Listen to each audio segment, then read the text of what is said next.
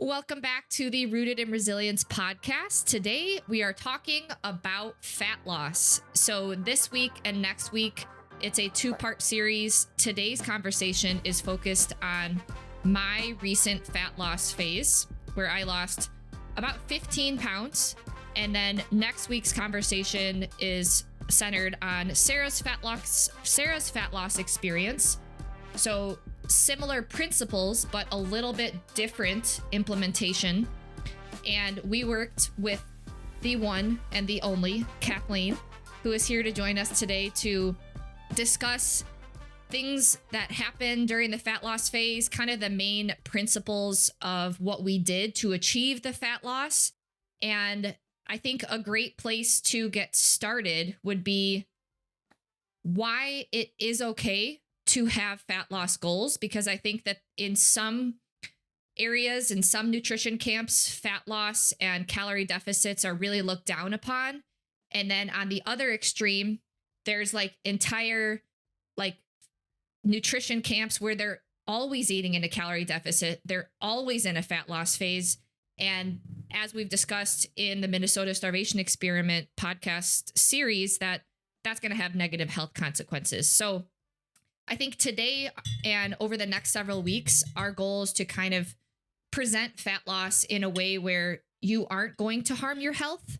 There's a good way and a bad way to do it. And so we'll be talking about some of those principles. So Kathleen, do you want to start us off with why is it okay to have fat loss goals? Yeah.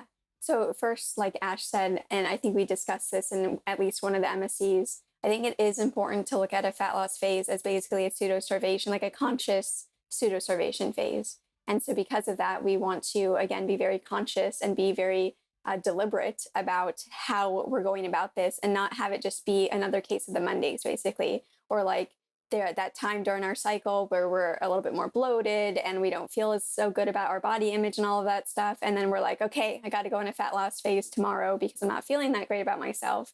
And then we make it for a couple of days, even some people for a couple of weeks, and then we kind of fall off the wagon. And if anything, we put back on more than we've lost. And during the fat loss phase, we're probably losing some muscle. And so our body composition gets worse and worse and worse. And so we don't want to do that. And if anything, I think that's why we created Transform, because we're trying to help people not just have another case of the Mondays or not just kind of do this like cyclical up and down, if anything, kind of getting worse approach.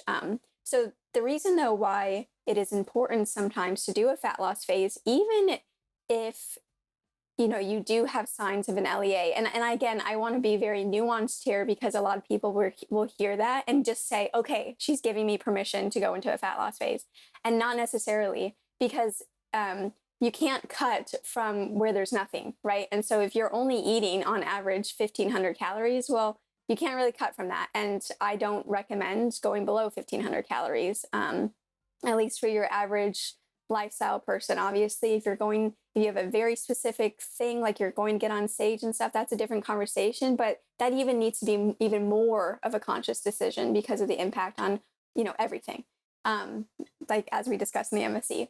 So again, there's a lot of nuance here. And if you have no calories to cut from, well, your fat loss phase is not going to necessarily go that well. However, if you do have calories to cut from and you do still have some health symptoms, etc., a fat loss phase can be really helpful because, excess fat creates an inflammatory condition that can be making your symptoms, like that can actually be causing those symptoms. And so it's not even necessarily that like you're in this LEA because of a lack of calories. If anything, again, you're in this kind of like pseudo LEA type states because you're not necessarily getting those macros, those calories, et cetera, like through the metabolic processes. And that's why it's important. But like we know, visceral fat is a major, major issue. And so sometimes we need to go in a fat loss phase specifically for things like visceral fat. Sub-Q is a little bit less of an issue, but still, too much sub-Q can be too much of an inflammatory condition as well. So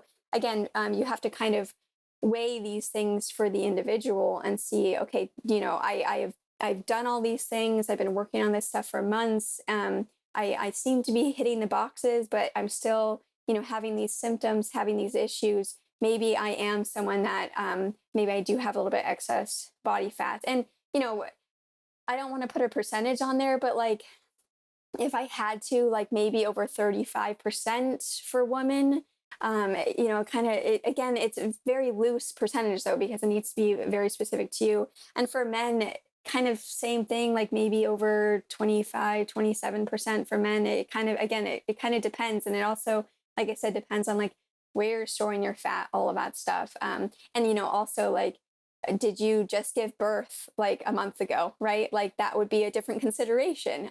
So again, there's a lot of nuance here, and I don't want to just have like everyone jumping on a fat loss phase now because Kathleen said I'm creating an inflammatory condition and I need to lose fat. But it is a consideration. I also think it's okay to want to feel more confident in your own skin. I think that having aesthetic goals is fine. Like that is a valuable, it's okay. However, I think the most important thing that I hope people walk away from this conversation is you have to deserve your fat loss. You have to put in the work before you enter a fat loss phase. And that's one of the things that we'll outline today. We'll kind of outline, Kathleen's created this like really great 3-phase fat loss structure. And the first phase is like preparation for the fat loss. And that should be as long as possible so that you set your body up for success.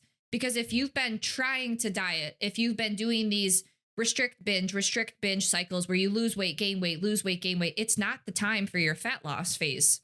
It's time for you to establish a baseline, build your maintenance calories, because at the end of the day, a fat loss phase can be very helpful for your health because, as Kathleen mentioned, excess body fat can lead to some more inflammation. It can also lead to more estrogen dominance because you could be, storing more estrogen in your body fat. Your body is protecting itself by pushing things it doesn't want to deal with into your fat cells, right?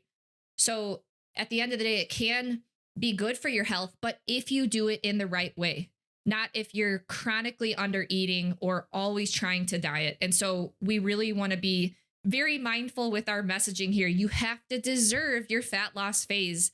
And we bring up the consequences of an LEA state, low energy availability state, throughout our Minnesota starvation experiment studies. However, when you are in a fat loss phase, you are signing up to be in a temporary LEA state with the mindset and the goal of getting out of that as soon as possible after you lose the fat. And so in this 3-phase fat loss, phase 1 is kind of like preparation, building up your maintenance calories. Phase 2 is the fat loss phase. You have to cut calories. You have to be in a calorie deficit to actually lose fat. And we talked about this in the previous CICO Calories in Calories Out podcast, but there's a huge difference between losing water weight and losing fat. In a fat loss phase, the goal is to lose body fat. Exactly. And we want to be in that phase for as short as possible. Be successful, get in, get it done, lose that fat, and then get out. So phase 3 is then reverse dieting out of that fat loss phase. So that way you successfully keep the weight off and you can get out of the LEA state. Exactly. Do you want to touch on those 3 phases at all? Yeah, really fast. And what Ash was saying too about the kind of preparation. So if your body is kind of shoving things to fat because it doesn't necessarily have the things to deal with it, like, for example, sulfation is impacted in the liver, or glucuronidation is impacted, or, taurination, glutathione, like literally whatever phase of the liver or kidneys or any, excretion pathway is impacted. Well, if you go into a fat loss phase, that doesn't necessarily mean these pathways are now going to be functioning. If anything, your body could rebound against you and be like, no, I'm not going to do this. Or it will do it, but you might feel horrible doing it. And you're going to, like, every person that goes through a fat loss phase will enter like a pretty marked like LEA state. And you can see it, like you see the psychological changes, you see the physiological changes, like they start having to pee more at night, like all of that stuff, everything that we talked about in the MSE. You will hit that way sooner. If I don't want to nocebo you, you could have the reserves where you're perfectly fine and you don't hit that at all. But most people that I've seen will hit that, sooner if they don't do this preparatory phase. Because again, actually using that fat's like why did we store in the first place? Well, it's mostly because we couldn't use it then. And so, actually using that fat requires micronutrients, et cetera. And so that's why we need this preparatory phase of not just focusing on calories and macros, but again, nutrient dense, closer to whole, minimally processed foods, et cetera, is really important. Sorry, Yeah. what was your question? No, that's perfect. Touching on that preparation phase. Yeah. And do you guys want to get started talking about your specific experience? Sarah wants to hear about my fat loss experience. Yes, that's what we're here to talk about. Yeah. So, okay. So I think some context here, Ashley, here, I have not done a fat loss phase in 5 years. And I'm not saying that everyone needs to wait 5 years, but I have been working on my metabolism. I've been working on energy production and other things in life, right? And then finally was like, I think it's time to actually enter a fat loss phase. And I wanted to work with Kathleen in doing that because I think it's always helpful to have someone hold you accountable and then also someone as smart as Kathleen to actually strategically take me through this fat loss phase.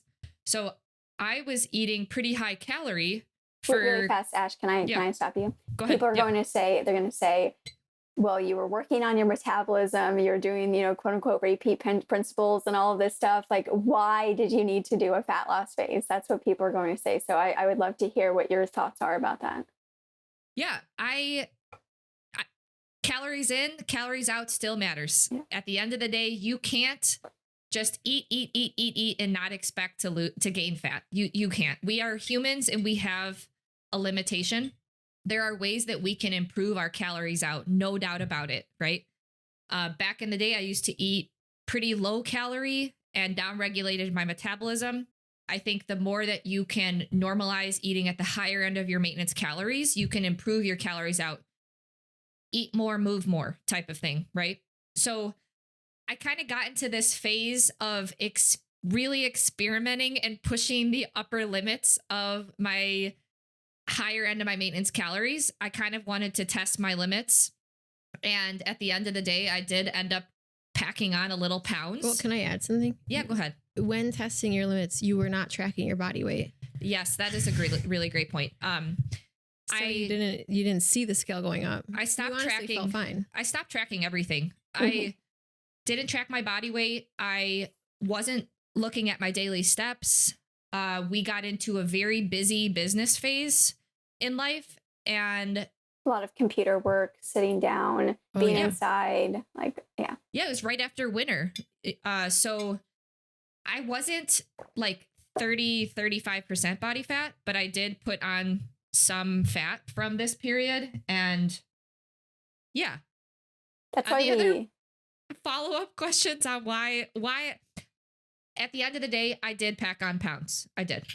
I like to, and I'll talk about this in mine too, but we kind of lost touch with every single habit that we had developed in the past that lended towards more of a healthy lifestyle, like going on dog walks regularly, going to the gym 2 to 3 times a week. We weren't even really doing those anymore because we were so busy with working on our brands, etc. So I think that contributed a lot too. It's just overall way less activity. Yep. Well, can I input something there? I think a big messaging in this kind of pro-metabolic bioenergetic sphere has been don't do anything. Just relax and eat, and eventually things will happen. And that's not. I mean, I've never seen that. I mean, obviously, I think that there are exceptions to the quote unquote average and stuff, but I think if we look at the mean across the population, I just don't think that necessarily works. So that's my view. At the end of the day, I am human and I messed up, right? I reduced my activity level, not consciously, but it really goes back to that whole thing. What gets measured gets managed. And I wasn't tracking anything. And people will say that that's very restrictive thinking. But at the end of the day, when you really have aesthetic or health or lifestyle goals, tracking things is very helpful to make sure that you're moving in the right direction. Can I add something? Go ahead. So you said you messed up, but I'd argue your goals were different at that time. And I think that less tracking, more of your grinding and what you needed to focus on was actually what you needed, because you needed to still support all the computer work and the mental stimulation. And so you were eating to fuel that. And then you had an aha moment and your goals changed a little bit. And there's nothing wrong with that. My aha moment was recording myself on the field and seeing back rolls that I hadn't seen. Oh, and it coincided with Sarah's wedding dress try on. Hey, that's my story to tell. And we both looked at each other and was like, it is time. It's okay. It's a part of being human. It's a part of having cycles of life. There's different phases in life. And it's what I needed to go through at that point in time. Yeah, I think Libby brought up a really good point on Tyler's recent podcast about how, people are very successful in certain areas of their life and they're tracking in certain areas of their life. For example, as a mom, like if I wasn't like tracking certain things with my children, like things would fall apart, right? So like we need to somehow take like what are we doing in those areas of our life and then apply it to the things that need a little bit more improvements, like potentially our health, our body composition, etc. So if you didn't listen to that podcast, I think it was a really good listen. That's such a good point. Yeah. Just piggyback on that. Like growing up, Ashley and I were so obsessed with the gym and our health and stuff that it's almost looked down upon from some people. But then you can flip the coin and be like, well, you're so obsessed with this or you're so obsessed with that. So like you can always use your obsession to your advantage. And maybe, like you said, maybe somebody else who's not as into their health and fitness should apply the same rules and strategy and precision in their other hobbies to their health. And it doesn't have to be as extreme, but you could benefit from it. So, yeah. And honestly, one benefit of going through this time period is that I was able to push my calories up really high.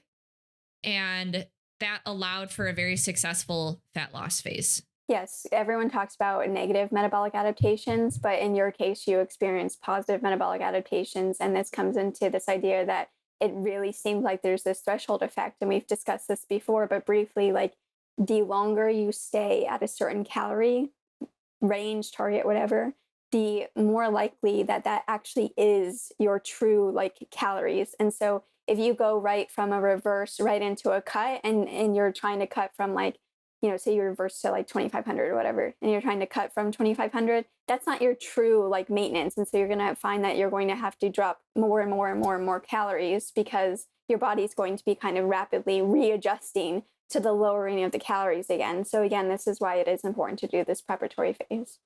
Yep. So do you want to talk about the different phases of your experience now? Yeah. So I think that phase 1 is like the prepare for the fat loss, set your body up for success.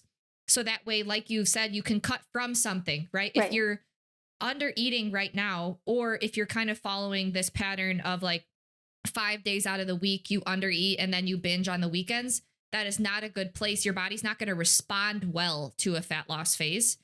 And so this preparatory phase, I didn't push my activity extremely high because your activity and your calories are things that you can pull from. Those are levers during your fat loss phase. And we established basically a baseline. For activity. We established a baseline. And the other thing too is that we kind of had to reestablish a baseline of calories because if I remember correctly, your weight was kind of still, bumping a lot all over the place and stuff, kind of going up a tiny bit. And so we had to like lower that slightly to be like, okay, these are Ash's like true maintenance calories before we go into the cut. Yeah, that's a good point. I think being able to measure something, right? So measuring your weight trends, knowing where your calories are at, knowing where your activity is at, establishing that should be step 1 because you need something to cut from if you want your fat loss phase to be successful. So at the end of the day, we want to get in and get out. And in order to do that, you got to be efficient. You got to be able to track things and you got to be able to like know where you're at. So this is what they did in the MSC during the control period. They were basically trying to fine tune the guys' calories to figure out like where's their actual maintenance. And then from there, they were able to decide how many calories to pull off in order to put them into the starvation diet. Yep. So, all right, phase 1, I think we've explained pretty well, right? All right, now, Kathleen, do you want to talk about my phase 2. So entering Ashley's fat loss phase.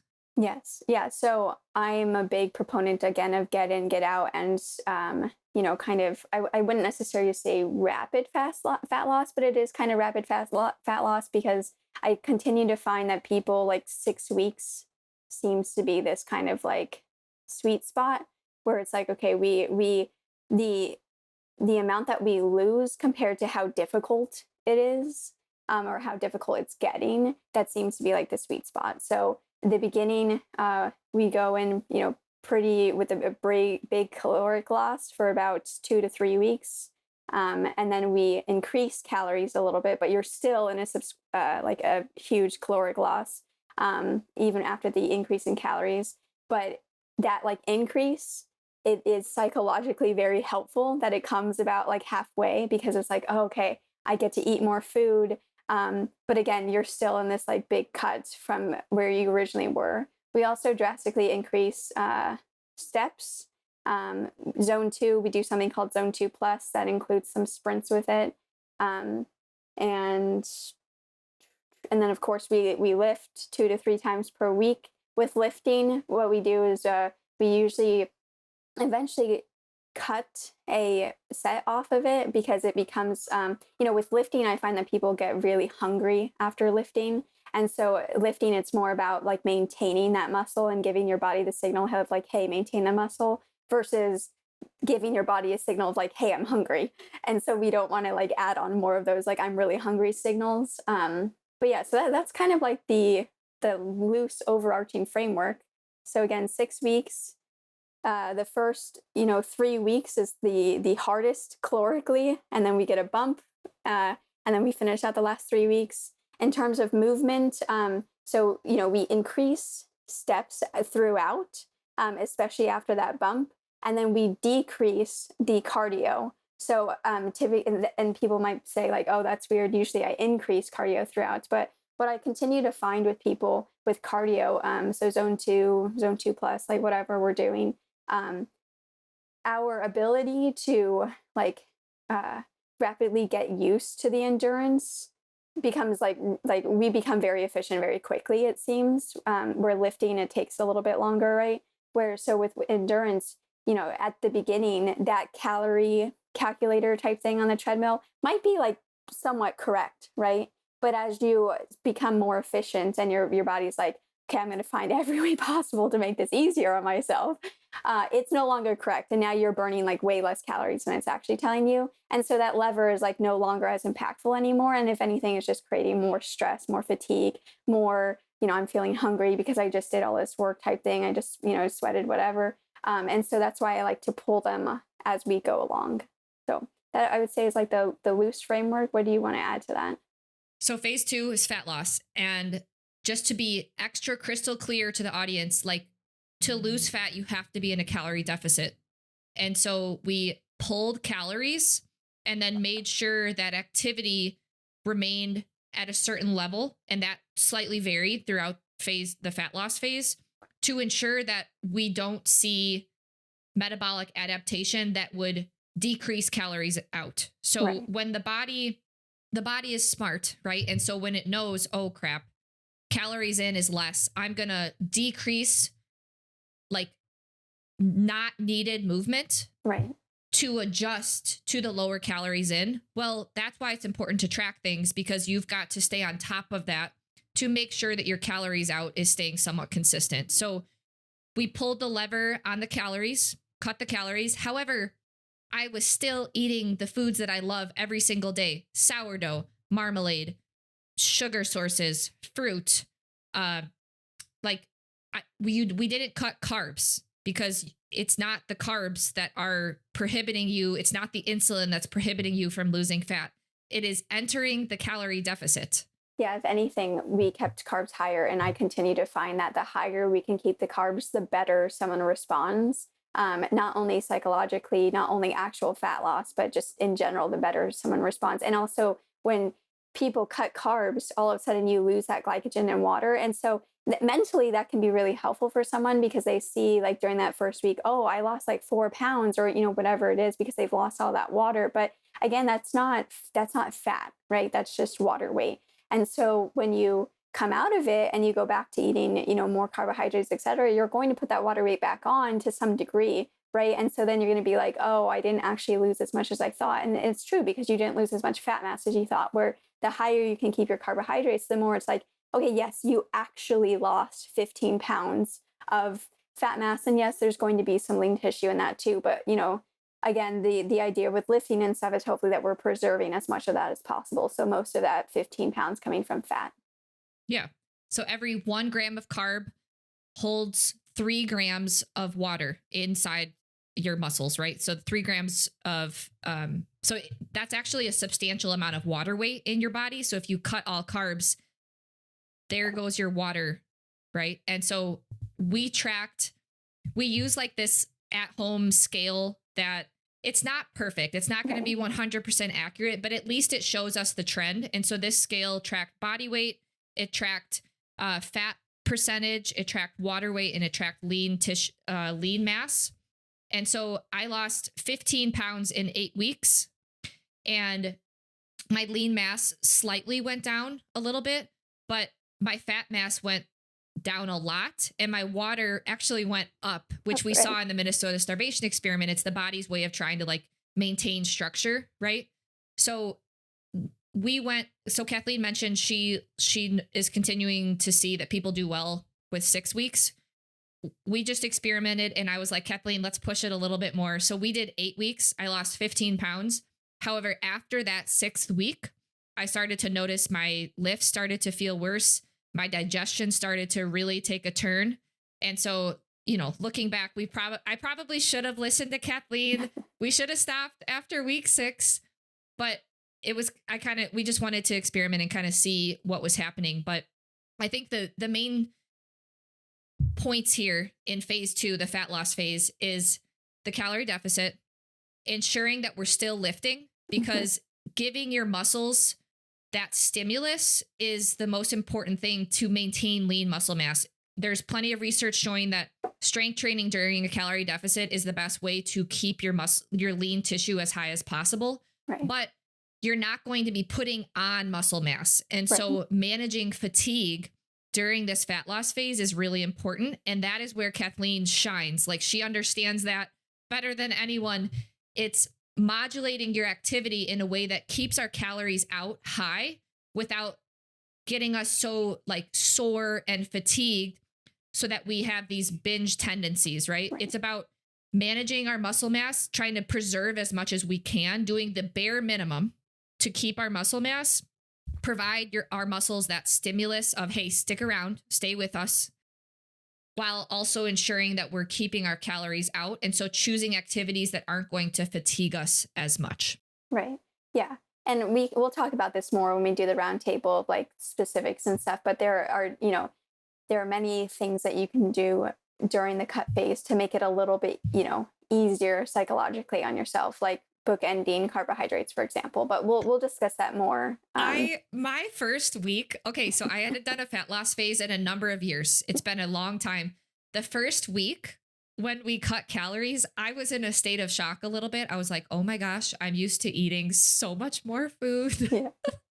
Kathleen, I need your support here. Ash was eating a lot, though. I like how much she was eating compared to how many calories people eat or think they need. She was not eating 1,200 calories. Okay. I was like high 1700s. Yeah, I think when you started, you were high 1700s, then we bumped up into the 1800s. Yeah, started her cut.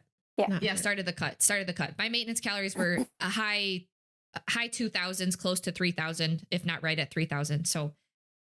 Again, you've got to be able to pull from something. Right. But I think that since I lost 15 pounds in 8 weeks, the threshold effect was very evident that pushing your maintenance calories high, giving yourself room to cut from something, shows that prep phase is so vital. So that way your body actually responds during the fat loss phase. Yeah, sorry, I didn't mean to cut you off. You were saying that the first week was pretty challenging. Yeah. You want to go over like your results and what was most challenging and rewarding? Yeah. So lost 15 pounds in that 8-week period.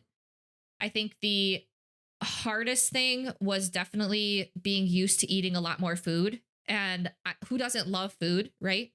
So I think that keeping carbs high were important for a number of things, because in general, carbohydrates are a little bit more filling. They have a little bit more water and fiber with them, so they keep you a little bit more full. And so I think that that was helpful. I did start to be a little bit more mindful of like volume eating. Like, okay, 100 grams of this is how many carbs versus 100 grams of this is how many carbs. I didn't track vegetables. I didn't go overboard because I don't think that one should over consume fiber, but I was behind Kathleen's back. What? We didn't track our veggies behind Kathleen's Yeah, back. we hit that from Kathleen. I think it came out like week 5. Oh, whoops. Oh, Kathleen, I haven't been tracking my veg. You know, a little bit added to my eggs in the morning, a carrot salad, just a carrot at lunch, and then I think I snuck a zucchini into like a dinner or something like that. So it wasn't anything like crazy, but I think being mindful of my food choices was definitely helpful to see what helped me feel a little bit more satiated and full versus what left me more hungry after the meal. And Kathleen was helpful with, you know, being a little bit more strategic of when we're eating, bookending calories for certain things, because I think that managing hunger is important as managing fatigue too. And relying on things like, you know, sparkling mineral water was definitely helpful, and going on walks after meals, because then you don't get like bored hungry, right? And I think it was also a really good time for me to reflect on like other things in life that make me happy, like hanging out with the dogs and going on walks. And as Sarah said in the beginning, the time period before our fat loss phase, when we did gain a little bit of weight, we kind of lost track of some of our health habits that we've had for so many years. And this fat loss phase helped us kind of like rediscover those. And so I think it was helpful in a number of ways, but it definitely was, it wasn't, honestly, I think that fat loss is easy. It's simple. Sorry. I think fat loss is simple, but that doesn't make it easy, right? Right. Setting yourself up with like accountability and support groups during that time period is definitely important to ensure success. So that was kind of phase 1 and phase 2 of the fat loss phase. Yeah. And then coming out into phase 3. So this is where we're basically reversing out. So for most people, I find doing a big bump that first week to really tell the body like, hey, we're coming out. It's like, here's nutrition coming in. But again, when I say a big bump, I don't mean jumping right back up to like 2,800 calories, right? Like we're talking about a big bump compared to where you are. So that bump, and then the next week, kind of like half that amount of a bump. And then the week after that, like half that second week. And then from there, we just go slow, and we basically just keep looking at like, how is weight responding? How are, any type of LEA symptoms responding? How sleep, like all of that stuff. And we increase from there. And with Ash, we increase, pretty much every Monday or so. We'll talk about the difference with how we're increasing with Sarah when we talk about hers. But yeah, do you have anything else to add about that? I think something to dial in on is your maintenance calories is a range. And so that's another reason why that prep phase 1 is so important, because we want to push that range high and also give us room to cut from. Phase 2, it's important that you actually get out of your maintenance calorie range, right? So you need to go below the lower end of your maintenance calorie range. And then when we're reversing out, we want to try to get back into the lower end of your maintenance calorie range as quickly as possible, because we need to be sending the body the signals, hey, we're getting out of this LEA state, and hopefully some of the symptoms that may have popped up can start to resolve as the body is getting more energy. Right. Because again, during a fat loss phase, you're signing up. You are like telling the body, hey, it's going to be a little rough for a little bit, but at the end, the body will benefit with less fat on the frame, right? So during this reverse diet, I think being very mindful and intentional is really important to keep the weight off. You can't just go back to eating how you were eating before, and being strategic with adding calories back in, making sure you're still measuring things, tuning in to how your body is responding, is pretty important. That you're still weighing yourself. Yep. Yeah, people just stop doing metrics afterwards. They just go right back to it. And it's like, what you were doing is what led you to where you necessarily didn't like in the first place. And so we kind of need to make sure that we're maintaining these things as we go forward. The other thing during the reverse phase, so of course we're adding back in food, but we're also decreasing some of the movement, right? Like, of course we want to still keep movement high, but we're slowly starting to, pull off some steps. We're starting to increase lifting a little bit more when we feel able, like we'll add that second set back in and stuff. But yeah, we kind of like come back down to this baseline of movement. So in the future, if you decide to do another cut again, you have that movement lever to pull again. And the movement lever is really helpful because it means that we don't have to, slash our calories as much. And that's the reason why I like having that movement lever there. So it's like we maintain some minimum amount of movement of lifting, especially lifting because we want to put on more muscle when we're not in a fat loss phase, right? But in terms of like zone 2, steps, all of that stuff, we kind of like bring them back to a good baseline. Yeah. So we ended the fat loss phase right before Sarah's wedding. So that was early October end of September when we got out of the fat loss phase. And it is now early December. And I started my fat loss phase at 147 pounds. And today I'm 130 pounds. So successfully keeping the weight off from the fat loss phase. We're now 2 months out of the fat loss phase, and I'm eating now close to 2,500 calories, and we're slowly reverse dieting out, and increasing calories. Kathleen gives me Christmas calorie gifts every Monday, which I love. Who doesn't like to eat more food without gaining weight, right? And that's the beautiful thing about just being able to measure things, improve your calories out, improve your metabolism, and just being mindful of how much food you're consuming. So then that way you can slowly start to eat more without gaining weight. You can't just jump in and throw a bunch of food in because the body doesn't know what to do with that. It's going to stuff it into fat cells because the metabolic machinery isn't primed and ready to go. Right. But a few things that in this reverse diet phase out, as Kathleen mentioned, we're kind of entering like a new mindset because now we can go back to wanting to build muscle, right? Because we're giving the body the more energy and more tools so it can feel like it can add more muscle back in. So focusing a little bit more on progressive overload, strength training, building muscle, because now the body can say, okay, now I have enough resources to actually put on expensive muscle tissue. Whereas the body is not going to add muscle when you're in a calorie deficit necessarily because it knows there's not enough energy coming in to maintain that expensive muscle tissue. So that's one of my favorite parts about being out of the fat loss phase is being back in this like muscle building mindset. And I wish people could experience this more because it's really empowering to be at maintenance because there's so much more you can do with the body. You can build muscle, you can focus on improving symptoms and things like that when you're giving the body more tools. And that's why we like to talk about these 3 phases because life shouldn't be a continuous fat loss phase. We shouldn't be in a continuous calorie deficit. It's like get in and get out.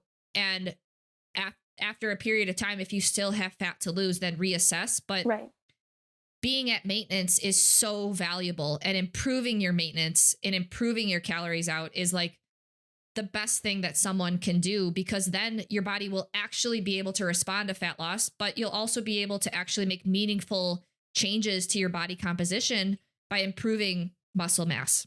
Yeah. And I don't think people realize how slow putting on muscle is, and that we literally put on, like grams a day. So we're talking real little amounts of muscle a day. And that's assuming we're kind of in this like anabolic state, right? So we want to be in maintenance for as long of the year as possible in order to create this anabolic state, in order for us to put on muscle. Because, and why is that important? So first of all, you're not going to blow up and be like this huge jacked person that you necessarily don't want to potentially look like. Some people want to look like that, of course, because of how slow putting on muscle is, first of all. But, and also the other reason why putting on muscle I think is so important is because even if you have, 25% body fat or like whatever your percentage of body fat is, the muscle increases the surface area, right? And so the muscle is now spread out over a larger surface area. Sorry, the fat is now spread out over a larger surface area, acting like a kind of like a scaffold in a way. And so even if you are a slightly higher body fat percentage, many men start to look better as they put on more muscle because they have structure there now for that fat to kind of go over and stuff. So that's why a lot of people, they go on diets and they end up looking skinny fat. And it's, again, because of this idea that they just don't have that scaffolding, that muscle to kind of spread, the fat over, give it shape, all of that stuff. Yeah. I think that kind of covers the 3 phases. I do want to touch on one more thing during the fat loss phase versus what I'm doing now in terms of activity output. Kathleen, honestly, I think that being able to adjust the amount of sets at the gym was one of the biggest game changers of this fat loss phase for me personally, because at a certain point, like, the mental state is really important and it does start to consume you. And walking into the gym thinking, oh my gosh, I have 2 to 3 heavy sets, like, that is really daunting. And it's hard to perform when you are in a calorie deficit. And so Kathleen, down regulating my working sets to 1, that was like one of the biggest game changers during that fat loss phase, because I was able to put in all effort into that set and provide a really strong muscle stimulus during that 1 working set. And then I was like, whew, okay, I'm ready for next week. And it didn't over fatigue me. I think that is a big mistake that I've made in the past fat loss phases. Like back in the day when I did my last one, is I pushed activity so high. I really added, I think, a lot of fatigue to my muscles during fat loss phase, when I should have just really had the mindset that, hey, we're kind of in muscle management mode. So what is the bare minimum, the minimum effective dose, the signal to send to the muscle, hey, stick with us during this fat loss phase, without adding a bunch of fatigue. So I think that was probably one of the major key things during this last fat loss phase for me personally. And I guess that just shows, like, the goal isn't just like push activity as much as you can, right? You shouldn't be exercising every single day and eating very low calorie, because if you're in like a really high activity state, adding a bunch of fatigue that your body's not recovering from, that's going to put even more stress on the body. And it's also going to make it really hard to stay in a fat loss, in a calorie deficit stage. So being able to manage your activity in a way that you stay in a calorie deficit without putting on too much fatigue, that was my biggest lesson from this fat loss phase. And I think it was really important for the success of it. Yeah, well, a lot of people, they do way too much. They do a fat loss programming, and it's all about let's burn as many calories lifting as possible. Let's do these high rep, multi-set workouts and stuff. And if anything, I just find that ends up cutting your fat loss phase short, because you get sick or you get injured or something happens, right? And so I really think reducing the lifting fatigue for sure helps a lot. And then is prioritizing zone 2 as much as possible with some sprints and stuff thrown in there, versus kind of more of the higher zone work, I think is important too. Yeah. So to wrap up my fat loss discussion, my goals now are to continue to slowly increase calories and kind of find that upper end of my maintenance calorie range and build muscle in the gym. Again, that requires eating, recovering, not overdoing activity. And so, of course, continuing to track my body weight, continue to track my food, track my steps, and manage fatigue. But I'm really excited to be back in muscle building mode. So, yeah. Yeah, I think both of you guys crushed it. So